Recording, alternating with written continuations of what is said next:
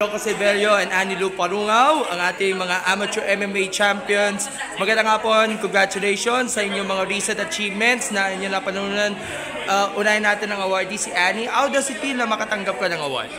Very honored na magkaroon ng award dito sa Women in Sports at nakasalumuhan mo iba pa mga bigating mga atletang babae. Siyempre, anong pakiramdam mo? Anong feelings niya? Masaya, tsaka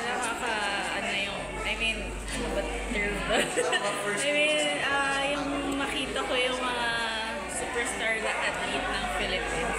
Parang na-starstruck, gano'n. Si Joko naman, ano masasabi niyo sa panalo na nakuha ng part niyo because of wins sa Asian level?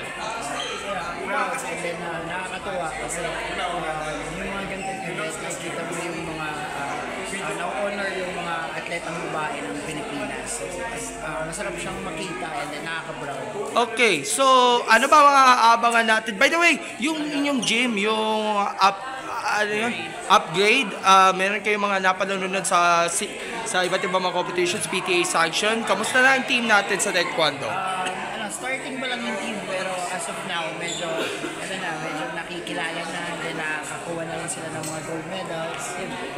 How about si Annie? Ano ba mga aasahan natin sa 2025 for you? Ano bang aabangan na tournaments? Tuloy-tuloy ba ang training? This year, since currently pregnant ako, so next year ako babalik. Confirm! Ngayon ko lang nalaman! By the way, you're also engaged, no? Congratulations sa inyo. At of course, iba talaga pagkaramdam na of course dahil sa MMA, nagkakilala kayo at ngayon, road to happily ever after na. Pero si Annie, ang tanungin ko, what's your definition of being a sportswoman like you? Anong kahulugan ng pagiging isang atletang babae?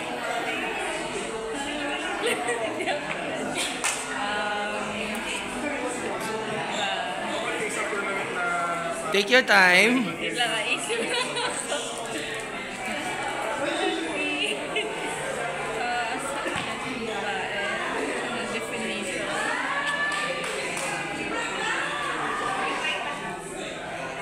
Bukod si Joko na muna.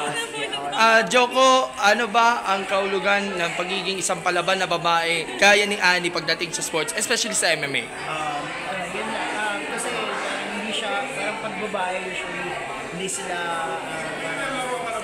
napapansin or ang parang sports nila usually is volleyball or mga badminton na sport, pero mas marami din tayong mga athlete na babae na nag-excel sa combat sports gaya ng MMA, boxing, kickboxing, Muay Thai. So para sa akin yung magiging atletang babae is parang nire-represent niya yung yung pagiging matapang and palaban ng Pilipinas. Okay, Annie, tuloy mo. Okay na siguro. Okay, magpasalamat ka na! Sa lahat ng taga-suporta ninyo at marami nag-aabang sa inyong pagbabalik after your pregnancy. So, magpasalamat ka na sa ilan?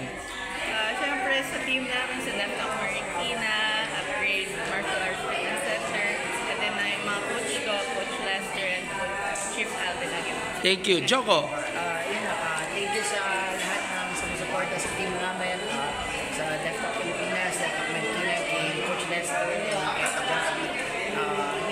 sana patuloy nyo pa rin supportahan lahat ng atletang Pilipinas. Alright, thank you so much, Joko and Annie. Congratulations.